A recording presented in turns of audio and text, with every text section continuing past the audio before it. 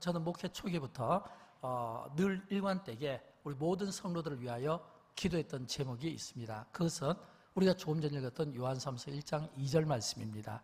저는 목회 초기에 하나님 앞에 기도하는 가운데 하나님, 제가 영광교회를 어린 나이에 담임하는데 제가 어린 나이에 이 영광교회를 담임하면서 목표하는 것은 우리 모든 성도들이 똑같은 본문을 가지고 모든 성도들이 똑같은 이 말씀에 복을 누리게 하여 주옵소서. 그래서 똑같은 말씀을 주시면 좋겠습니다. 그 마음을 가지고 기도하는 가운데 제게 들려진 음성은 요한삼서 1장 2절이었습니다. 영혼이 잘되고 범사가 잘되고 강건하기를 내가 간구하노라. 한 절이지만 그러나 이 한 절의 말씀이 저에게 굉장히 와닿았고 또 한 절이지만 이 말씀이 와닿아서 저는 목회 초기에 영광교회 우리 장로님들부터 그리고 또 우리 권사님, 집사님 모든 가정을 제가 이렇게 아내와 함께 신방할 때 이 요한삼서 1장 2절에 있는 말씀을 가지고 신방했고 또 영광교회 등록하신 모든 분들 첫 가정에는 전부 동일하게 이 말씀을 가지고 신방했습니다. 그래서 제가 이 말씀을 가지고 신방한 그 신방의 횟수가 굉장히 많게 기록되어 있습니다. 똑같은 본문을 가지고 매번 같은 성도들에게 말씀을 전하는 것은 결코 쉬운 일이 아니에요. 왜냐하면 옆에 오랫동안 저를 또 보필했던 우리 부목사님들 또 우리 전사님들은 기가 따갑게 들었지 않겠습니까? 그 기가 따갑게 들었고 또 우리 신방 같이 따라다녔던 권사님 또는 우리 구역장도 많이 들었지 않겠습니까? 그럼에도 불구하고 왜 제가 같은 본문을 가지고 일관되게 말씀을 증거해야만 했냐면 담임 목사의 소원이 그래요.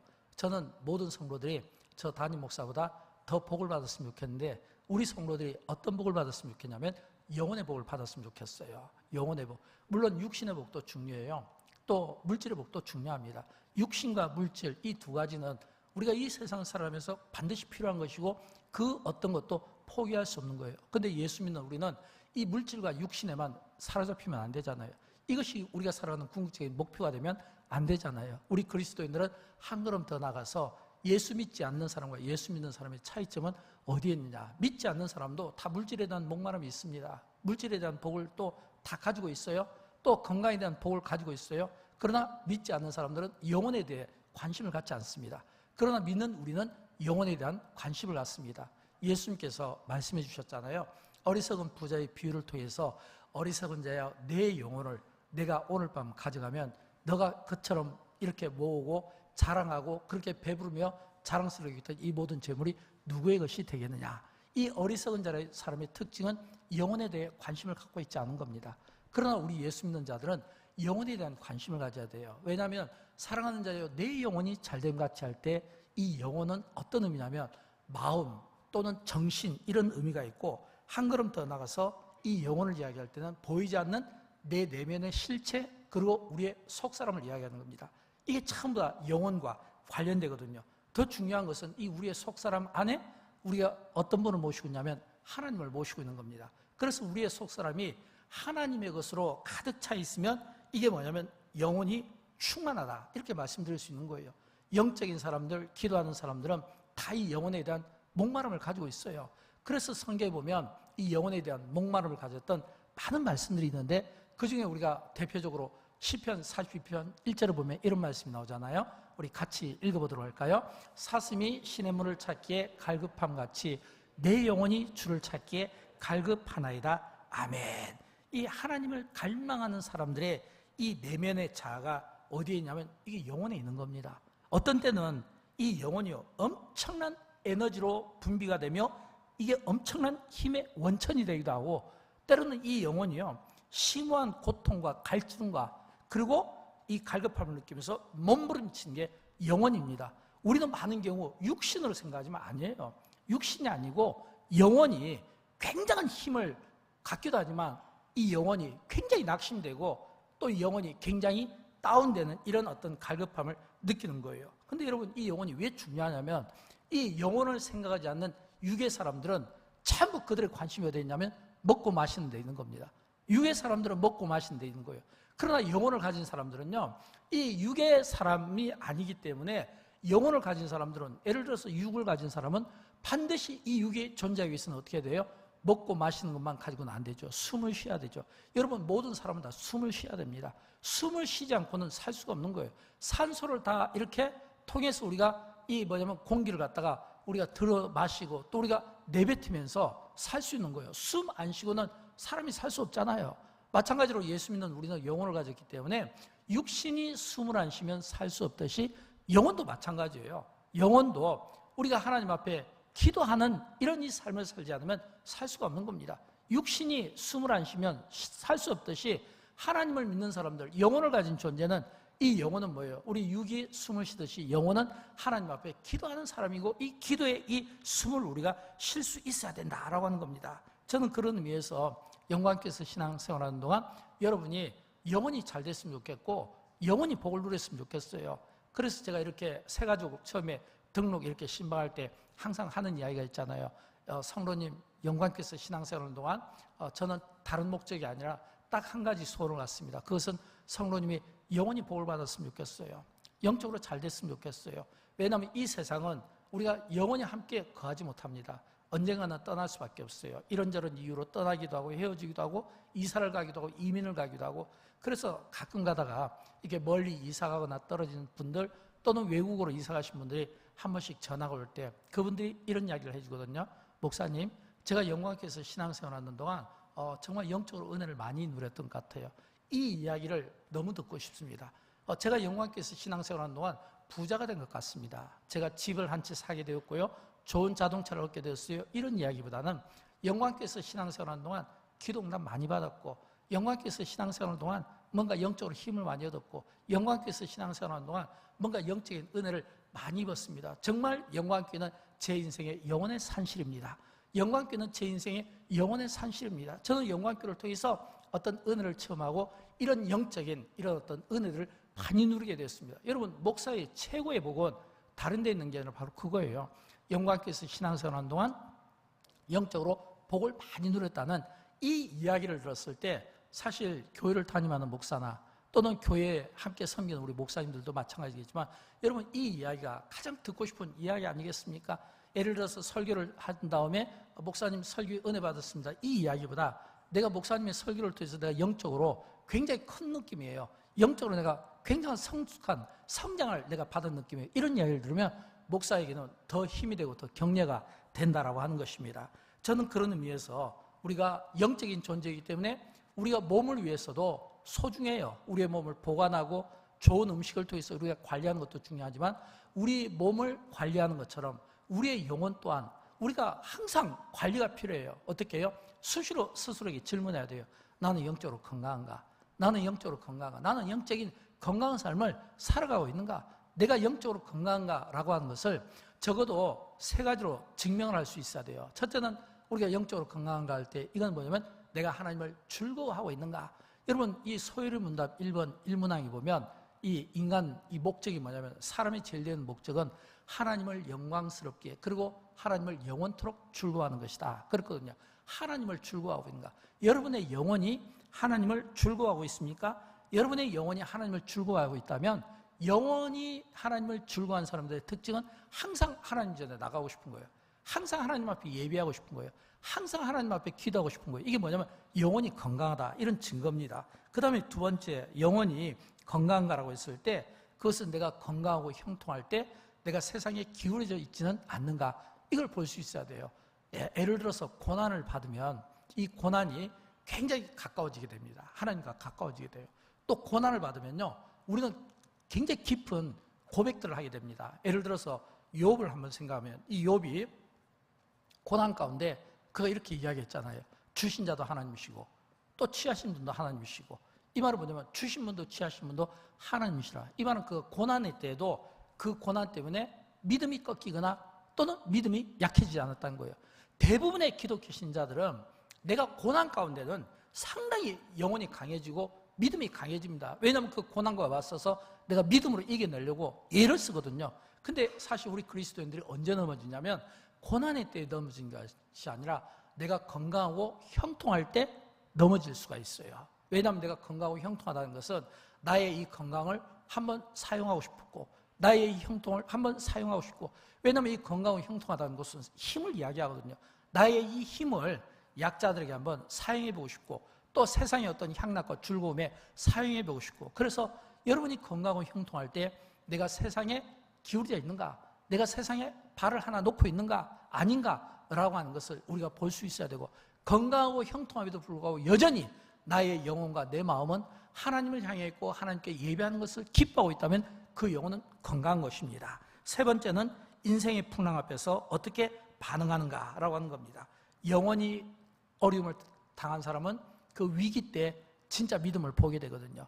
어떤 믿음을 보냐면 조금 전 욥의 이야기를 말씀드린 것처럼 주신 자도 취하신 자도 하나님이시다 이거거든요. 그러니까 사실은 이 인생의 풍랑일 때 내가 어떻게 반응하는가. 어떤 사람은 그 풍랑을 피해서 도망가는 사람도 있어요.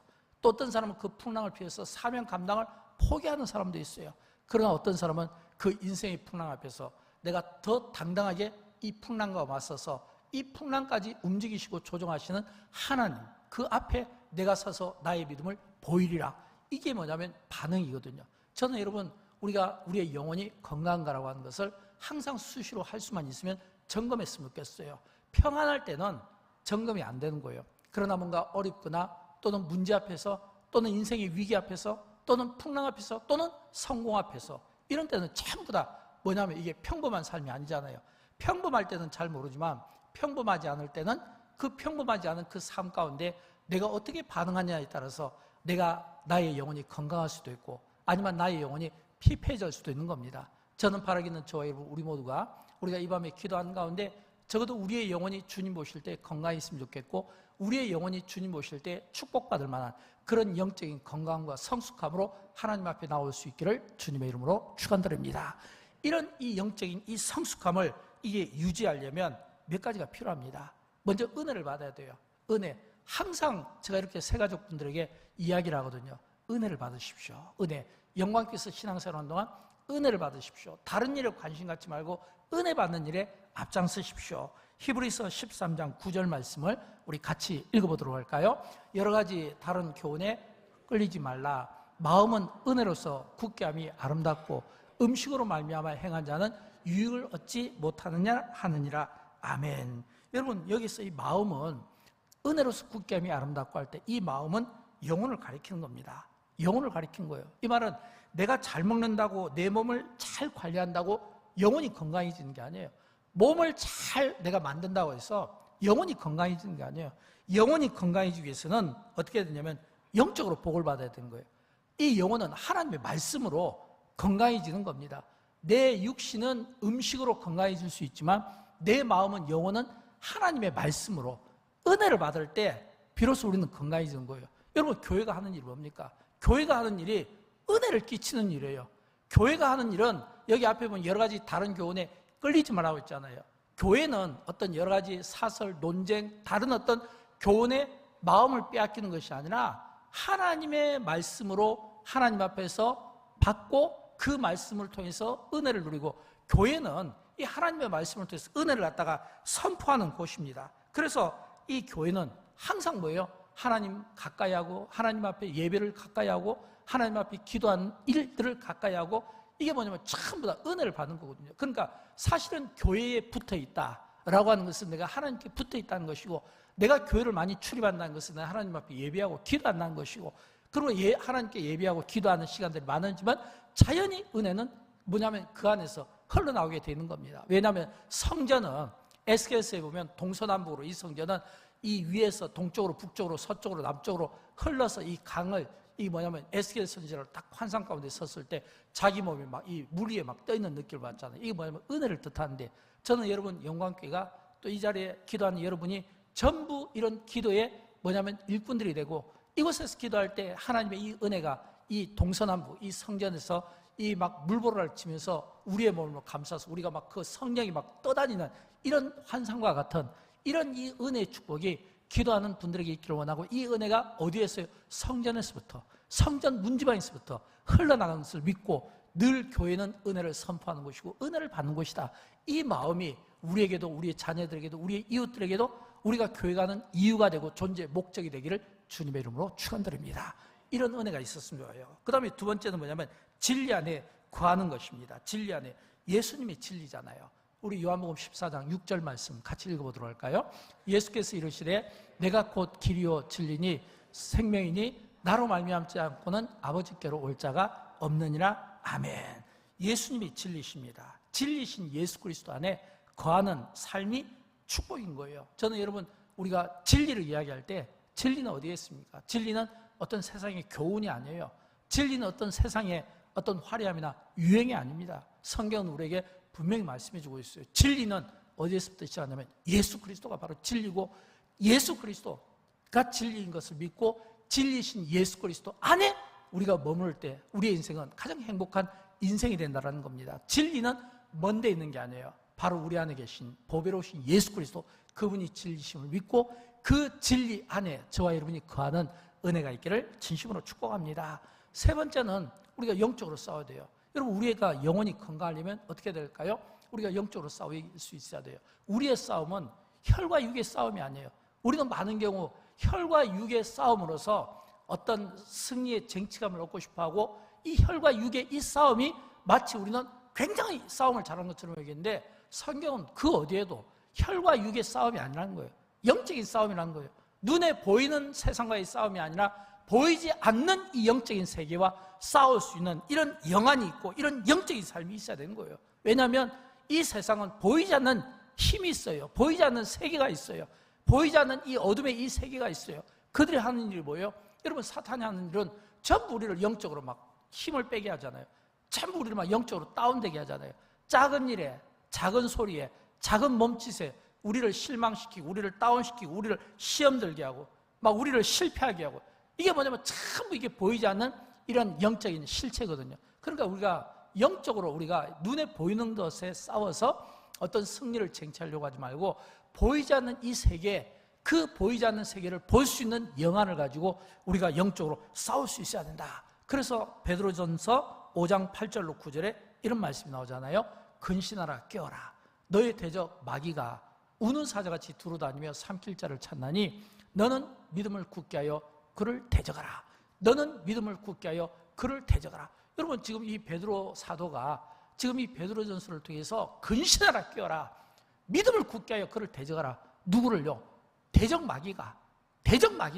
이 말은 뭐냐면 우리의 이 싸움의 이 대적은 마귀가 우는 사자처럼 두루 다니며 삼킬 자를 찾는 이 영적인 세계를 지금 이 베드로 사도는 우리에게 이야기해주고 있는 겁니다. 이런 이 영적인 세계에서 우리가 믿음을 굳게 하여 그를 대적하고 싸워서 이길 수 있어야 되는 거예요. 여러분, 영혼이 건강하다는 것은 뭘까요?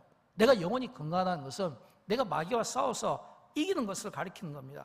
대적 마귀가 아무리 막 우는 사자처럼 두루두루 삼킨다 할지라도 그것 때문에 굴복하거나 그것 때문에 도망가거나 그것 때문에 내 영혼을 망치는 것이 아니라 오히려 더 굳건히 서서 그 영적인 세계와 싸워서 이기는 거예요. 여러분, 영혼이 건강하다는 것은 넘어져서 회개하는 사람이 아니라 싸워서 이김으로써 하나님 앞에 영광을 올려드리는 겁니다. 우리는 넘어져서 회개하는 인생보다는 싸워서 영적으로 이기고, 싸워서 영적으로 어떤 돌파하고, 싸워서 우리가 영적으로 혈과 육이 아니라 영적인 싸움을 이야기한 거예요. 이 영적인 싸움에서 저와 여러분이 함께 다 승리해서 우리 모두 그날에 우리 주님께로부터 칭찬받는 축복이 있기를 주님의 이름으로 축원드립니다. 마지막으로 네 번째, 기도하라. 여러분, 조금 전에 우리가 읽었던 요한삼서 1장 2절을 보면 사랑하는 자여, 내 영혼이 잘됨 같이 내가 범사에 잘되고 강건하기를 내가 간구하노라 그랬잖아요. 영혼이 잘되기를 놓고 기도하고 범사가 잘되고 강건하기를 내가 간구하노라. 기도하겠다라는 겁니다. 기도하겠다는 거예요. 왜요? 기도하는 날에 시편 138편 3절에 보면 이런 말씀이 나요. 내가 기도하는 날에 주께서 응답하시고, 내가 기도하는 날에 주께서 응답하시고 내 영혼에 힘을 주어 나를 강하게 하셨나이다. 여러분, 언제 주님의 응답이 있습니까? 기도할 때 응답이 있어요. 기도할 때, 기도하지 않는 자에게는 응답이 없겠죠. 우리가 기도할 때 그 기도를 주께서 들으시고 응답하시고, 우리가 기도할 때, 간구할 때 그 기도를 응답하시는 주님이 우리의 영혼에 힘을 주어 나를 강하게 하시나이다. 우리는 육신의 어떤 힘, 세상적인 어떤 보이는 힘에만 관심이 있지만 사실은 영혼의 힘에 관심이 있어요. 영권을 이야기하는 겁니다. 영적인 힘, 영적인 파워가 우리에게는 중요해요. 육신의 어떤 힘이나 보이는 힘 못지않게 영혼의 힘이 중요해요. 근데 내가 간구한 날에 주님이 응답하신대. 어떻게 해요? 내 영혼의 힘을 주어 나를 강하게 하시다는 거예요. 여러분, 기도하는 가운데 이 밤에 이 말씀의 축복이 있기를 진심으로 축복합니다. 여러분이 간구하고 여러분이 기도할 때 주께서 응답하시는데 여러분의 영혼에 힘을 주시는, 그래서 여러분의 그 영혼이 힘을 얻는 그 복을 통해서 오고 오는 모든 세대에 여러분 한 사람을 세상이 감당하지 못하는, 여러분 한 사람의 그 기도를 세상이 감당하지 못하는, 나 하나가, 밤에 우리가 선교 기도하잖아요. 나 하나가 베트남을 책임지고 태국을 책임지고 인도네시아를 책임지고 아프리카를 책임지고 5대양 6대주를 책임지고 나 하나가 세계 지도를 놓고 내가 기도함으로써 책임지는 것처럼, 또 나 하나가 기도함으로써 영광교회 모든 병자들을 책임지는 것처럼, 나 하나가 또 우리의 청소년들을 책임지는 것처럼 나는 아무것도 할 수 없어요. 그러나 주님이 내게 힘을 주시면, 내 몸에 힘을 주신 게 아니라 영혼의 힘을 주시는 그 영혼의 힘으로, 그 영적인 힘으로 이길 수 있는, 감당할 수 있는 그 능력이 누구에게요? 기도하는 자에게 응답으로 주시는 하나님의 은혜라고 하는 사실을 믿으시기 바랍니다. 여러분, 우리가 이런 은혜를 믿고 이 은혜의 힘을 우리가 알고 이 은혜, 이 응답의 기쁨을 알기 때문에 우리가 이 밤에 나와서 우리가 하나님 앞에 예배하는 것 아니겠습니까? 만약 내가 기도하는데 이런 응답이 없다, 내가 기도하는데 이런 응답의 이 신비함을 모른다, 이런 어떤 영권의 이런 어떤 신비함을 모르면 우리가 이 자리에 나서 우리가 기도할 수 없잖아요. 가끔씩 이렇게 목사님들이 이렇게 설교하실 때 그런 예화를 많이 쓰대요. 뭐 지금 이 시간에 뭐 TV에 무슨 프로가 있다고, 무슨 TV가 있다고, 그런 이야기를 할 때마다 저는 좀 당황스러워요. 왜냐하면 저는 그 시간에 TV를 보지를 않으니까 이게 도대체 무슨 이야기인지 저는 전혀 가늠이 안 잡히는 거예요. 그냥 나중에 끝나서 인터넷으로 검색하면 이런 방송이 있구나라고 하는 겁니다. 근데 이거를 안 보는 사람은 아예 처음부터 안 보니까 여기에 관심이 없는 거예요. 보는 분에게는 그게 갈등이 될 수 있지만, 그러나 보지 않고 늘 그냥 우리가 그 시간에 예배드리고 그 시간에 하나님 앞에 우리가 기도한다면 당연히 그 시간은 나와는 무관하니까 갈등이 되지 않는다는 거예요. 여러분, 우리가 하나님 앞에 기도하려면요, 우리 안에 갈등이 없어야 돼요. 내가 지금 이 시간에 TV를 봐야 되는데, 내가 이 시간에 무엇을 해야 되는데, 내가 이 시간에 어디를 가야 되는데, 이런 갈등이 있으면 우리의 기도가 약해지고 우리의 기도에 집중이 잘 되지를 않는다라고 하는 것입니다. 사랑하는 여러분, 우리는 기도할 때마다 우리는 나를 향하신 하나님의 뜻을 묻는 것이 중요하고, 우리가 기도할 때마다 내 뜻보다는 하나님의 뜻을 발견하는 것이 중요하고, 우리가 기도할 때 하나님, 나는 약하지만 그러나 능력이 많으신 하나님 앞에 그 능력의 손으로 나를 포개고 내 기도를 포개고 내가 그분 안에서 내가 기도할 때 그 겸손한 그 작은 기도가 능력이 크신 하나님께서 쓰시면 멋지게 쓰임받는 인생이 된다는 겁니다. 저는 여러분, 우리가 이 가운데 가지고 온 기도의 제목이 있을 줄로 믿습니다. 어떤 기도든지 상관이 없어요. 어떤 기도든지. 성경에 보면 나와 있잖아요. 에레미야서 33장 3절 말씀에 우리 같이 한번 읽어보도록 할까요? 너는 내게 부르짖으라. 내가 내게 응답하겠고 내가 알지 못하는 크고 은밀한 일을 내게 보이리라. 아멘. 너는 내게 부르짖으라. 여러분, 오늘 여러분이 부르짖어야 될 기도의 제목은 무엇입니까? 여러분, 무엇을 가지고 부르짖으시겠습니까? 이 밤에 어떤 분에게는 180명의 태신자가 있을 거예요.